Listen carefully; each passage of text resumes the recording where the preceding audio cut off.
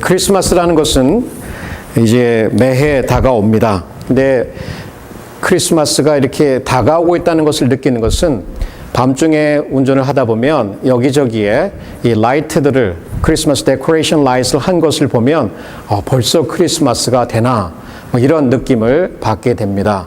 그러면서 참 세월이 빠르다라고 이렇게 느끼고는 하는데요. 저도 전에 이제 특별히 뭐 요즘에도 그렇지만 밥준스에서 공부를 할 때에 첫 몇 해 동안은 뭐 학교에서 크리스마스 라이팅 세레모니라는 것을 했는데 그게 있는지조차도 몰랐어요. 늘 그 학기 말이 되어서 뭐 시험 준비해야 되고 밀린 또 페이퍼도 내야 되고 뭐 이런 것들 때문에 정신이 없었는데 한 번은 제 친구가 야 우리 크리스마스 라이팅 세레모니 가자고 그러더라고요. 그래서 그 뭔가 하고 따라가 봤더니 뭐 사람들이 학생들이 뭐 특별히 데이트하는 커플들부터 해가지고 많이 모여 있더라고요. 그리고 거기서 이제 크리스마스 캐롤들 부르고 있어서 야 참 재밌다 이제 이렇게 거기 가서 저도 이렇게 서 있었습니다. 근데 처음이라 좀 익숙하지가 않았는데 그 학교에서 보이스 메이저를 하는 사람이 이제 그 한 여자 학생이 그 앞에 마이크 앞에 서가지고 홀리 나잇을 부릅니다. 그러면서 노래를 너무나 잘한다 이렇게 느끼고 있었는데 이제 홀리 나잇 하면서 소프라노로 쫙 올라갈 때에 갑자기 라이트를 확 켜버린 거예요. 그러니까 컴컴하고 이렇게 컴컴하던 그런 주위가 그 라이트로 크리스마스 라이트로 그냥 환해지는 거예요. 그러니까 진짜 뭐 크리스마스 같더라고요. 기분이 확 달라지더라고요. 야, 이게 굉장하다. 근데 이제 그러면서 학생들 이제 335 얘기하면서 서로 흩어져서 가고 또 스낵샵에 가서 핫초콜릿도 먹고 이제 그런 걸 보는데 특별히 데이트하는 커플들을 보니까 너무너무 좋아요. 뭐 함께 킥킥거리고 웃으면서 찬양하고 너무너무 이렇게 그 크리스마스 라이팅 세리머니는 꼭 와야 되는 어떤 그런 것처럼 느껴졌어요. 그래서 제가 느낄 때 좋은 가운데서도 그때는 싱글이었으니까 혼자 있어서 조금 좀 외롭다 이런 마음이 있었어요. 이제 그래서 그냥 조금 우울함도 있었지만 그래서 이제 돌아왔습니다. 그 다음 해가 돼서 얼마 있지 않아서 저도 이제 데이트를 하게 되니까 첫 번에 생각나는 게 여길 가야 되겠다 이렇게 생각이 든 거예요. 그래서 여기 가자고 그래서 갔어요. 거기를 가가지고 뭐 싱글들 남자들끼리 온 거 보면 이제 저는 지금 우쭐하죠.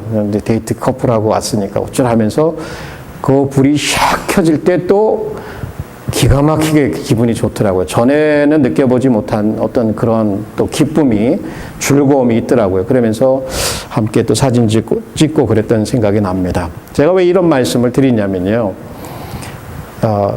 제가 왜 그러니까 저는 그때 신학생이어서 신학생이면 크리스마스의 의미가 뭔지, 우리 주 예수 그리스도의 나심이 무엇인지를 분명히 알겠죠. 그렇게 가정해도 좋습니다.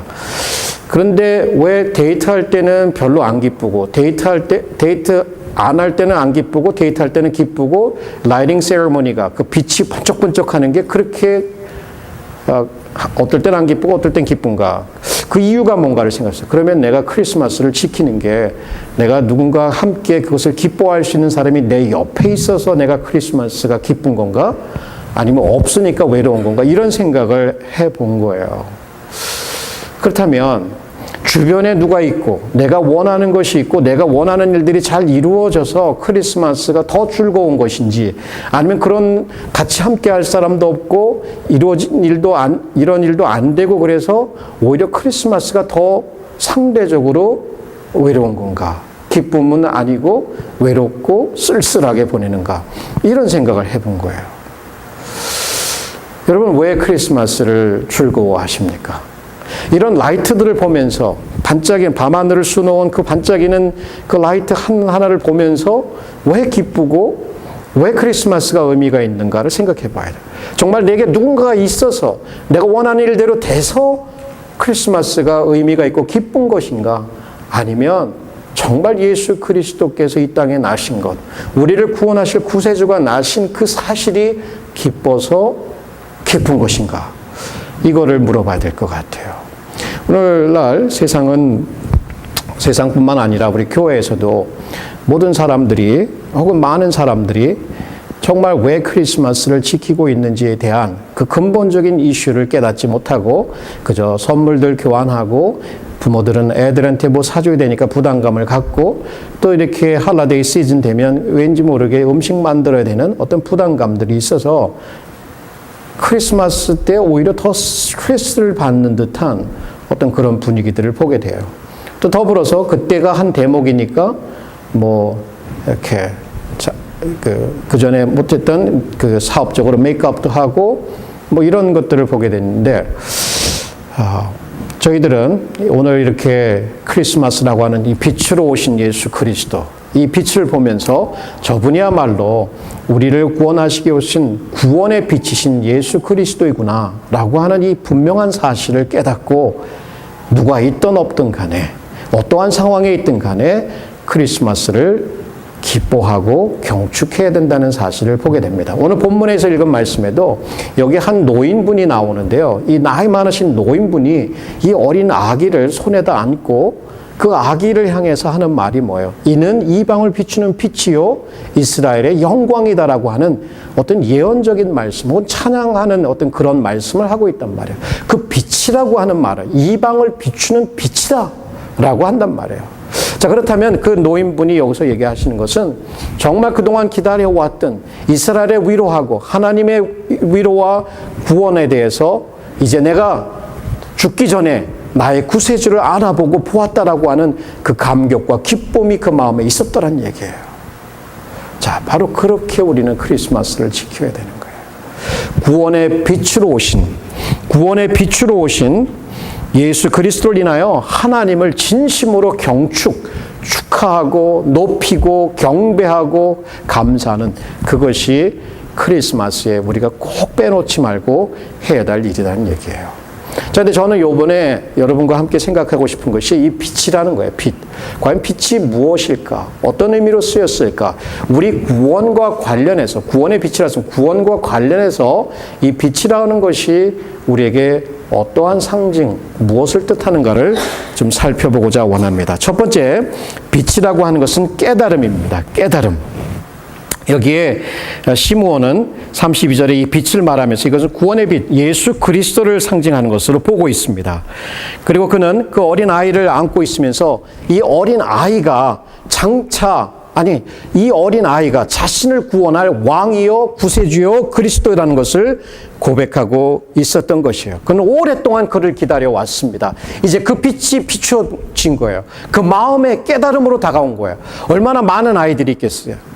그죠? 많은 아이들이 있었을 거 아니에요. 예루살렘에 아이들이 태어났다면. 근데 어떻게 그 노인분이 이 어린 아이를 보면서 이 아이가 나를 구원할 것이라는 것을 깨달았을까? 이게 우리의 관심사예요. 수많은 아이들이 있는데 평범한 아이들 아니에요. 똑같은 뭐 예수님이라고 여기에 뭐 이렇게 별을 달아가지고 몸이 번쩍번쩍 빛나면서 황금처럼 빛나가지고 그런 신적인 어떤 그런 영광을 가지고 태어났다면 첫눈에 보고도 저도 알아볼 거고 여러분도 알아볼 수 있겠지만 아니 똑같은 아기잖아요. 그냥 구유에 누에 똑같은 아이예요. 그냥 일반적인 아이예요.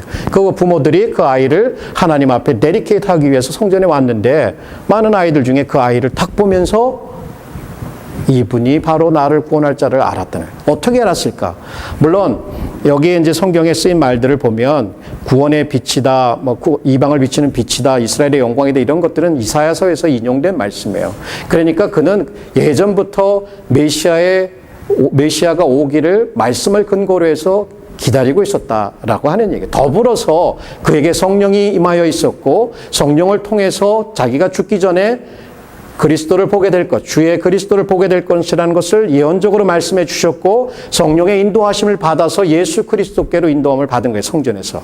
그렇다면 우리의 눈이 열리는 것, 우리의 마음에 빛이 비춰지는 것, 그것은 바로 성령의 역사입니다. 자, 여러분 깨닫는다라고 하면 마치 득도, 세상에서 말하는 불교에서 말하는 어떤 수행을 통해서 뭐 깊은 묵상을 하고 인생에서 값진 어떤 보화 같은 것들을 깨달아 안다. 뭐 이렇게 할 때 우리가 깨닫는다. 뭐 이런 얘기를 하는데 기독교에서의 깨달음은 그런 깨달음이 아닙니다. 기독교에서 근본적인 깨달으면 자신이 누구인가, 하나님을 떠난 자신이 누구인가를 깨닫는 것이 바로 하늘의 비춤을 받을 때 일어나는 사건이에요. 자, 우리의 마음에 어두움이 있습니다. 캄캄합니다. 근데 그 어둠을 향해서 빛이 삐집고 들어오니까 어둠이 물러가면서 무엇을 깨닫게 됩니까? 나는 그리스도를 떠나서는 구원받을 수 없는, 지옥에 갈 수밖에 없는 그러한 불쌍한 인생, 불쌍한 죄인이고라고 하는, 자신이 죄인이라고 하는 사실을 정말 마음으로 영혼으로 깨닫게 돼요. 이런 깨달음에서부터 구원은 시작이 되는 거예요. 다시 얘기하면 이런 깨달음은 구원이라는 얘기예요. 이것이 없어요. 교회 내에서 교회는 다녔지만 전혀 자신이 정말 하나님 앞에서 얼마나 심각한 죄인이라는 사실을 깨닫지 못하고 교회 생활을 해나가고 그냥 신앙생활을 해나가는 어떤 생활을 해나가는 것을 보게 됩니다. 그러나 이 빛이요, 들어오게 되면 분명하게 깨달음을 받습니다. 내가 죄인이라는. 그럼 죄인이라는 깨달음과 더불어서 뭐냐면 난 스스로 구원할 수 없다. 누군가 나를 구원할 자가 필요하다는 그 필요성을 깨닫게 됩니다. 그 필요성을 깨달으면서 오직 예수 그리스도만이 나를 구원할 수밖에 없다라고 하는, 그리스도만이 나의 구원자가 된다는 그 구원의 감격, 그 사실을 깨닫게 되는 거예요. 여러분, 산에 들어가서 고행을 하면서 깊은 묵상을 통해서 뭐를 깨달았다. 그래요. 그것도 어떻게 보면 인생에 도움이 되는 깨달음일 수도 있지만 여러분 각자, 저와 여러분 각자에게 필요한 이러한 깨달음, 구원과 관련된 이 빛 대신 깨달음은 우리에게 성령의 역사를 통해서만 이루어질 수 있다는 사실이에요. 여러분 여기들 앉아있지요. 입술로 내가 죄인이라는 걸 고백하죠. 근데 때로는 입술로는 고백하지만 마음으로 영혼으로 그것을 느끼지 못할 수가 있어요. 요즘 그 미디어에 보니까 이 소니 픽처스의 그 여자 CEO였던 에이미 파스칼이라는 분이 있어요. 이분이 그 자기 친구였던 로딘이라고 이메일을 주고받았어요. 근데 이 소니 픽처스에서 그 인터뷰라고 하는 김정은 암살을 소재로 한 영화를 만들었단 말이에요. 그러니까 이제 북한에 있는 지금 추정하건대 북한에 있는 누군가가 이것을 해킹을 한 거예요. 그 해킹을 하니까 거기에서 어떤 사실들이 밝혀지냐면 이 CEO가 말했던 그 말들이 이제 세상에 폭로가 되는 거예요. 앤젤리나 졸리 같은 유명한 배우를 실력도 없는 세상 말로 싸가지다 이런 얘기를 해가지고 세상이 떠들썩하고 거기다 더 나아가서 오바마 대통령에 대해서 그가 그 장고라고 하는 영화, 이제 장고라고 하는 영화는 흑인들이 이렇게 소재가 된 영화 같은 것들을 이름을 대면서 굉장히 그 인종적으로 차별적인 어떤 그러한 발언을 한 것이 이메일에 적혀 있는 것이 세상에 폭로가 되었습니다. 근데 이때 이 파스칼이라는 CEO 이분이 이제 사과를 했어요. 자기의 그 발언은 very insensitive하고 inappropriate다. 정말 무분별하고 적절하지 못했다라고 고백을 합니다. 그러면서 이런 코멘트를 했어요. 제가 한번 읽어드릴게요. 한번 들어보세요. The content of my emails to Scott were insensitive and inappropriate, but are not an accurate reflection of who I am. 자, 보세요. 자기가 사적으로 누군가 주고받은 이메일, 그것은 내가 진정으로 어떠한 사람, 나의 진정한 나를 보여주는 게 아니다라고 얘기를 해요. 사람들한테 사과를 하면서 그 이메일의 내용은 진정으로 내가 누구인지를 보여주는 게 아니다. 자, 거기에 포인트가 있어요. 여러분, 저와 여러분이 진정으로 어떠한 사람인 걸 어떻게 알 수가 있어요? 멀거벗고 혼자 있을 때 보면 알아요. 남들이 아무도 지켜보지 않을 때 혼자 있을 그때 주고받는 대화, 그 생각, 마음에 떠오르는 그 생각, 그것이 바로 우리입니다. 사람들 앞에서 나이스하게, 제가 여기 앞에서 나이스하게 여러분에게 설교하고 있을 때 그게 내가 아니에요. 진짜는 여러분이 보지 않을 때 내가 나예요. 근데 이 여자분은 사적으로 한 거는 내가 아니래. 뭔가 잘못됐죠. 만약 이분이 그 마음에 그리스도의 빛을 받아서 정말 자기 마음에 있는 그것, 그 인종적으로 차별적인 생각을 갖고 있는 것, 어떤 배우에 대해서 부정적인 생각을 갖고 있는 이런 것들이 자기의 솔직한 생각이잖아요. 원래 생각. 그럼 그 사람의 생각이 그 사람인데 아니라고 얘기를 한단 말이에요. 저와 여러분의 마음에는 무엇이 있습니까? 여러분 혹시 죄를 느껴보고 싶습니까? 만약에 누군가 여러분의 마음을 해킹했다고 칩시다. 자, 해킹했어. 열어줬어. 다 보네, 사람들이, 세상 사람들이, 전 세계 사람들이 내 마음에 있는 걸 다 봤어. 이렇게 소니 픽처스에 있는 CEO 마음이 활 드러나듯이. 그럼 뭘 볼까요, 사람들이? 거기에 사랑이 넘치고, 긍휼함이 넘치고, 선함이 넘치고, 사람들을 나보다 낫게 여기고, 사랑하고, 뭐 이런 게 나올까요? 아니면 판단하고, 비평하고, 불평하고, 이런 게 나올까요? 그럼 좀 솔직해지면요, 예수님 말씀을 한번 들어보세요.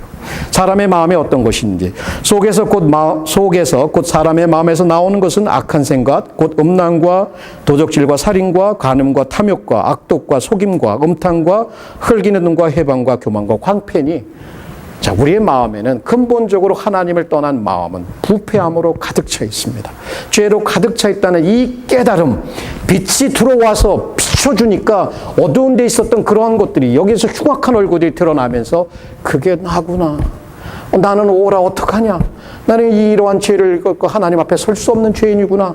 나는 망하게 되었구나. 나는 죽을 수밖에 없구나를 깨닫는 이 값진 깨달음. 이것은 하늘의 빛이, 예수 그리스도의 빛이 마음에 비춰질 때 알게 되는 것이에요. 이거 우습게 보면 안 됩니다. 그저 그냥 종교적으로 나이스하게 사람들에게 괜찮은 사람으로 비춰지고 살아가는 거, 오히려 그것이 위험한 겁니다.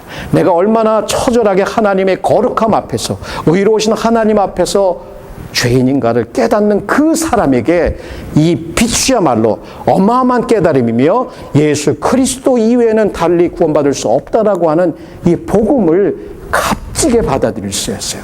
그 값진 복음의 은혜를 받아들일 때야 진정으로 구원과 감사와 예배, 사랑이 시작되는 거예요. 우리는 조금씩 뭔가를 바꾸어서, 내가 이렇게 바꾸어서 율법적으로 뭔가를 행해서 내가 빛나는 사람이라고 하는 것을 보여주고 싶지만, 하늘로부터 빛이 비춰짐으로 인해서 나의 실상을, 본질을 깨닫고 난 다음에 하나님의 아들 예수 그리스도를 마음에 받아들이는, 빛 대신 예수께서 내 마음에 오셔서 그 빛 가운데 살아가기 시작하는 것.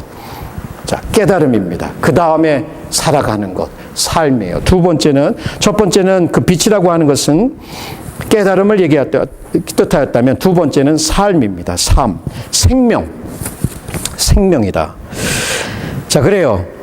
우리 구원이라고 하는 것은 바로 자신의 죄악됨을 깨닫는 데서부터 시작이 됩니다. 그리고 그리스도의 의의를 받아들이는 것부터 시작이 됩니다. 그러면서 그 새로운 생명의 삶이 우리 생활 가운데 시작이 되는 거예요. 그 새로운 삶이라고 하는 것은 하나님의 생명을 살아가는 거예요. 아니, 하나님과 함께하는 삶이요, 하나님이 주신 생명의 삶을 사는 것이요, 그 삶은 이 땅에서만의 삶이 아니라 죽음을 뛰어넘는 영원한 삶이다라고 하는 것을 우리가 알게 됩니다. 특별히 여기에 이 말씀을 처음으로 예수님을 이렇게 안았던 이 시몬이라고 하는 이 노인분도 그 자신이 어떠한 것을 깨달았겠죠. 오랫동안 그 구세주의 나심을 기다리고 있었겠죠. 그 당시에 이 이스라엘의 상황은 그렇게 밝질 못했어요.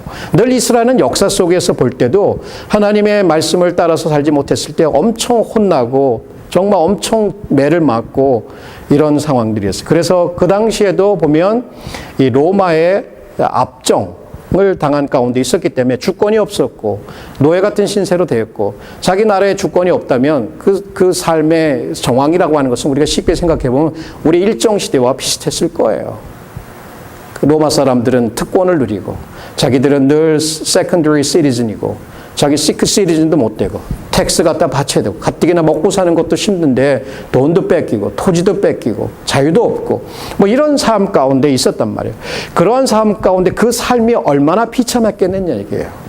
그러나 이제 그 어두움 가운데로 예수 그리스도의 구원의 빛이 비춰지게 됐을 때 그것은 바로 생명이었어요. 다른 새로운 삶의 시작인 것을 예견해 줍니다. 물론 삶의 정황은 변하지 않을 수도 있을 거예요.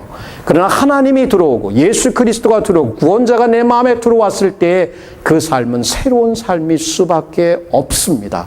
그 삶은 하나님과 함께 할 때 의로운 삶이고 거룩한 삶으로의 우리가 빛 가운데 행하면 어둠 가운데 행하지 않게 되잖아요. 그러면 어둠이라는 것은 죄를 상징하고 어둠이라고 하는 것은 죽음을 상징하는데 빛이 들어오게 되면 밝음이 있게 되죠. 새로운 생명이 우리 가운데 있게 된다는 것입니다. 아까 제가 인용해 드린 말씀에 이사야서 9장 말씀에도 보면 이런 말씀이 있어요. 전에 고통하던 자들에게 흑암이 없으리, 캄캄한 흑암이 없으리로다. 옛적에는 여호와께서 스불론 땅과 납달리 땅, 이것은 예수님이 사는 북쪽 갈릴리 땅과 같은 때예요. 그 스불론 땅과 납달리 땅에 멸시를 당케 하셨더니 후에는 해변길과 요단 저 이방의 갈릴리를 영화롭게 하셨도다. 흑암에 행하던 백성이 큰 빛을 보았고 사망의 그늘진 땅에 거하던 자에게 빛이 비추도다. 자, 흑암과 사망 같은 거예요. 거기에 큰 빛이 비쳤다. 그 빛이 누구냐? 예수 그리스도인데 이 예수 그리스도는 어떤 분이시냐? 여기 계속해서 이어집니다. 기묘자요 묘사여 전능하신 하나님이요 영존하신 아버지요 평강의 왕이다 라고 말합니다. 자, 이것이 요한복음으로 오게 되면 요한복음은 이 빛과 어둠이라고 하는 것을 대조적으로 상당히 잘 설명을 하고 있습니다. 그래서 이렇게 말해요. 그 안에는 생명이 있으니 하나님이 얘기해요. 이 생명은 사람들의 빛이라. 빛이 어둠에 비추되 어둠이 깨닫지 못하더라. 빛으로 예수님께서 오셨는데 백성들은 죄를 좋아하니까 죄로부터 떠나기 싫으니까 빛을 싫어갖고 오지 말라고 눈을 가리고 거부하는 그런 모습을 보게 됩니다. 예수님께서 또 말씀하십니다. 나는 세상의 빛이니 나를 따르는 자는 어둠에 다니지 아니하고 생명의 빛을 얻으리라. 자, 이 생명의 빛을 받은 사람들 어떠한 삶을 삽니까? 도적이 오는 것은 도적질하고 죽이는 거 멸망시키는 것뿐이지만 내가 온 것은 양으로 생명을 얻게 하되 더 풍성히 얻게 하라. 풍성한 삶을 살게 된다는 거예요. 그런데 이런 말씀 약속을 읽으면서 내 삶이 정말 풍성한가? 내 삶이 얼마나 다른 사람들과 다른가? 여전히 재정적으로 어렵고 여전히 마음엔 슬픔이 있고 여전히 다른 사람들이 고통하고 스트러글하는 모든 동일한 걸 다 스트러글하고 살아가는데 내 삶이 뭐 믿는 사람하고 안 믿는 사람하고 뭐 다를 게 뭐 있어? 똑같이 밥 먹어야 세끼 먹어야 사는 거고 똑같이 일하면서 사는 거 뭐가 달라? 이렇게 생각하실 수 있죠. 여기서 말하는 그 삶이라고 하는 것, 이것은 잠자고 생활하고 육신적인 삶을 얘기하는 게 아니죠. 영적인 하나님과의 관계예요. 그 하나님이 우리 삶에 들어오셔서 그분과 교제함을 통해서 우리의 삶이 어떤 어려움과 극한 고통 가운데 있을지라도 거기서 하나님 때문에 그 하나님이 주시는 생명과 쉼과 소망 때문에 살아나는, 영원히 살아나는 그 삶을 얘기하는 거예요. 여러분 경험이 있으신 분은 제가 무엇을 말씀하시는지 알 거예요. 아, 그게 뭐지? 여러분, 하나님과 하나가 됐다고 생각할 때, 예수가 내 안에 있고 내가 예수 안에 있어서 너무나 한 일체감 가운데 있다고 생각이 들 때만큼 여러분의 영혼이 기뻤던 때가 있나요? 여러분의 영혼이 정말 행복할 때가 있었던가요? 바로 그 삶을 얘기하는 거예요. 바로 그 삶. 그것이 구원의 삶입니다. 그 구원의 삶에는 능력이 있습니다. 근데 저도 고백하지만 참 잘 안 돼요. 시도는 해보는데 자꾸 넘어지고 깨지고 또 깨지고 슬프지고 그래서 더 하나님 앞에 나오는 저의 모습을 저도 보게 됩니다. 여러분, 빛은 꼭 필요한 거예요. 어떤 생명체도 빛이 없이는 살아갈 수가 없어요. 동물도 그렇고 식물도 그렇고 빛은 생명입니다. 바로 모든 만약 예를 들어서 여기에 빛이 전혀 없는 캄캄한 가운데 우리가 있다면 어떻게 관계를 맺고 살아갈 수 있겠어요? 자, 삶의 관계도 그렇고 삶의 음식도 그렇고 삶에 살아가는 기본적인 생활하는데 필요한 때에는 반드시 빛이 있어야 돼요. 빛은 생명입니다. 근데 이 어둠, 우리의 마음에는 어둠이 있고 우리의 삶에는 어둠이 있어요. 이 빛이 들어오면 진짜 보이기 시작하면서 살아갈 수 있다는 것을 저희들은 영적으로 깨닫게 됩니다. 여러분, 그 빛이 얼마나 빛이 정말 사망과 같은 암울한 같은 이런 것이라는 것을 제가 조금 경험해 봤습니다.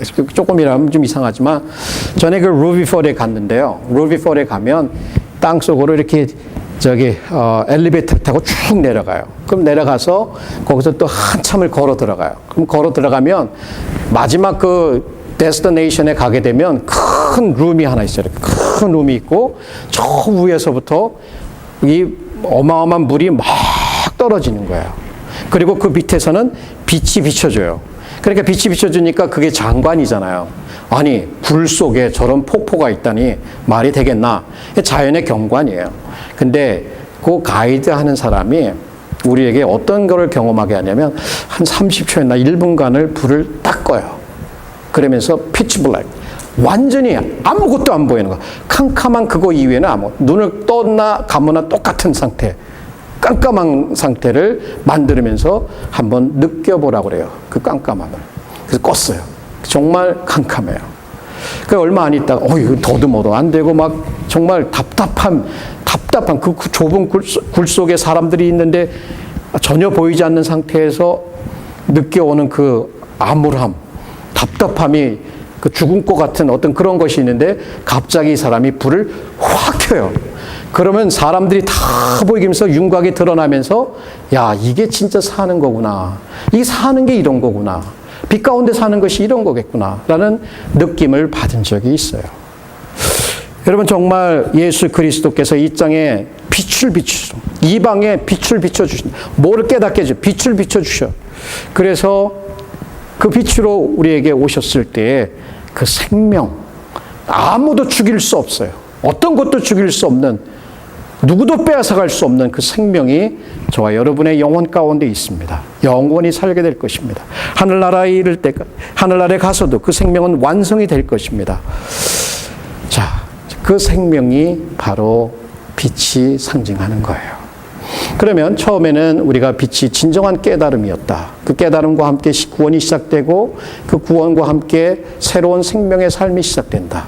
그 다음에 이 빛이라고 하는 것은 우리가 여전히 이 땅을 살아갈 때 소망을 뜻합니다. 자, 깨달음과 그 다음에 생명과 소망이에요. 이 빛의 은유적인 표현은 당연히 소망이겠죠. 이 사이먼, 이 노인분이 그 어린 아기 예수를 손에다 딱 쥐고 무엇을 보았을까요? 이 어린 아기를 보면서 무엇을 보았기에 그 어린 아기의 얼굴을 보면서 자신의 구원의 소망을 본 거예요. 이제 자기는 얼마 있지 않으면 죽게 된 것을 성령을 통해서 알게 됐어요. 그렇지만 이 어린 아기가 나를 구원할, 이거 쉬운 것 같죠. 병원에 가서 아기를 보면서 저 아기가 내 구원자야. 그러면 그렇게 얘기하면 옆에 있는 사람들이 뭐래? 저 사람 정신 나간 사람 아니야? 이렇게 얘기할 거예요. 이 노인분이 조그만 아기를 손에다 잡고선 나의 구원자, 이스라엘의 위로자, 주의 그리스도, 이렇게 고백할 수 있었다는 것. 그 어린 아기를 통해서 뭔가를 보았어요. 그것은 바로 소망입니다. 자신의 죽음 후의 삶의 소망을 거기서 그는 느껴볼 수 있었던 거예요. 이 퓨리탄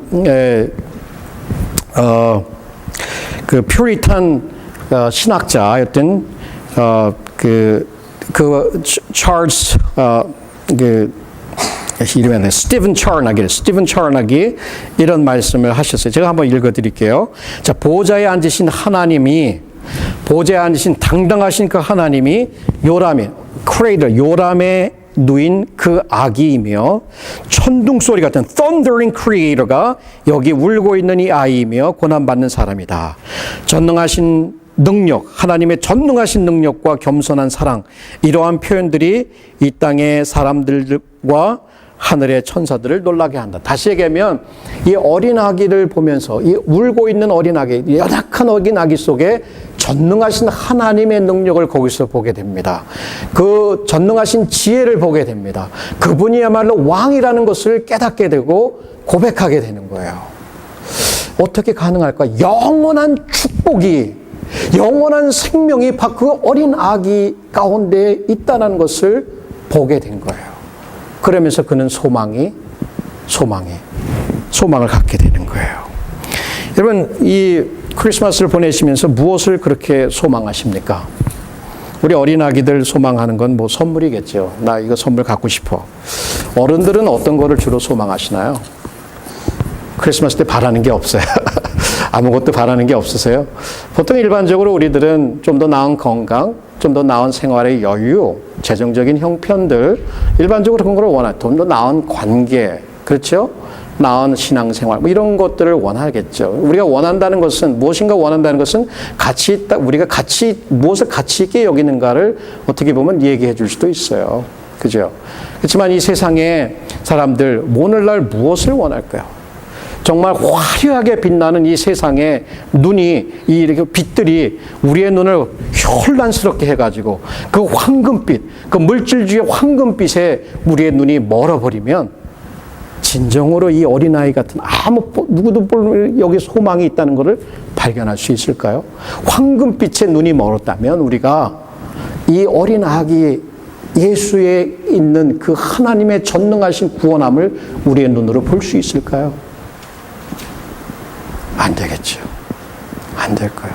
여러분, 진정으로 우리가 소망해야 될 것은 무엇일까? 진정으로 우리가 소망해야 될 것은 하나님과 함께하는 삶입니다. 하나님과 함께하는 그 삶. 그리고 여기서 특별히 이 시몬이라고 하신 노인분이 얘기했듯이 이 빛은 이방을 비추는 빛이다. 그리고 이스라엘의 영광이다라고 했던 것이에요. 자기 자신의 구원뿐만 아니라 이방에 펼쳐진 많은 사람들에게 빛을 비추어서 그들이 하나님의 백성이 되는 그러한 것들을 소망했다고 볼 수가 있습니다. 이 시즌에 우리 소망할 것은 우리의 구원입니다. 우리가 구원받았다 할 때도 우리가 살고 있는 이 구원의 삶 더 풍성해지고, 그리고 더 많은 사람들이 이 빛을 보고 정말 삶의 의미와 행복을 알고 절망 가운데서도 좌절하지 않고 일어날 수 있는 새로운 삶, 이 죽음을 넘어서 무덤을 넘는 영원한 삶에 이르는 취하지 않는 그 소망을 붙드는 거예요. 얼마나 어려워요, 삶이. 그죠? 쉽게 살아가는 것 같아도 마음들을 들여다보면 절망해요. 안 될 것 같아요. 네거티브한 마음들이 있어요. 어디서 싸우려고 외면하려고 봐도 또 자꾸 다가오는 어떤 그 절망적인 순간들을 우리는 순간순간 대면하면서 살아가고 있어요. 그 어느 때보다도 이 소망의 빛이 우리를 사로잡기를 정말 간절히 원할 수밖에 없는 거예요. 소망 그 자체가, 정의로 볼 때 소망 그 자체는 바랄 수 없는 가운데서 바라고 있는 거예요. 상황이 다 잘 되고 있는 것을 소망하는 사람이 어디 있어요? 그렇죠. 바랄 수 없는 가운데서도 바라는 것, 바로 믿음에 근거한, 말씀에 근거한 영원한 천국에 대한 소망이 좀 믿는 사람들에게는 다 있습니다. 그래서 이 사도 요한도 그 어려운 그 반모섬으로 유배를 가서 하늘나라를 보았을 때, 그 계시의 말씀을 받았을 때, 그 새 예루살렘과 새 하늘을 보았을 때, 새 땅과 새 하늘을 봤을 때, 자, 이런 말씀을 듣게 됩니다. 모든 눈물을 그 눈에서 씻기시며 다시 사망이 없고 애통하는 것이나 곡하는 것이 아픈 것이 다시 있지 아니하리니 처음 것이 다 지나갔습니다. 그래요. 하나님은 우리에게 소망을 주시기 원하십니다. 나 여호와가 말하노라 너희를 향한 나의 생각은 내가 안 하니 재앙이 아니라 곧 평안이요 너희의 장래에 소망을 주려 하는 생각이라. 그래요. 저와 여러분이 예수 그리스도에 대한 쇠하지 않는 소망을 가질 때 그 소망은 바로 어떤 어려움이 있음에도 불구하고 그 빛을 볼 수 있는, 예수님을 볼 수 있는 바로 그 능력이다라고 할 수가 있습니다. 예수님은 계시록 맨 마지막에 가게 되면 bright morning star. 자, 한번 들어보십시오. 나 예수는 교회들을 위하여 내 사자를 보내어 이것들을 너희에게 증거하게 하였노라. 나는 다윗의 뿌리요 자손이니 곧 광명한 새벽 별이다. 이렇게 얘기합니다. 마지막 부분 계시록에 bright morning star, 늘 빛나는. 그래서 천국에 가게 되면 그 어린 양의 보호자, 어린 양 그 자신이 빛의 근원이 되신다고 말씀하십니다. 저는 이 imagery, the imagery of light을 통해서 그분이 우리에게 깨달음을 준다면, 자, 보십시오. 눈을 뜨고 보셔야 돼요. 눈을 뜨고 보시면서 진정한 깨달음을 얻으셔야 돼요. 자신이 누구인가?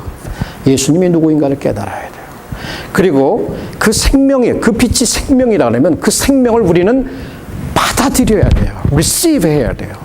그 다음에 그 빛이 소망이라면 우리는 우리의 눈을 거기다 고착을 시켜야 돼요. Fix your eyes upon that light of hope.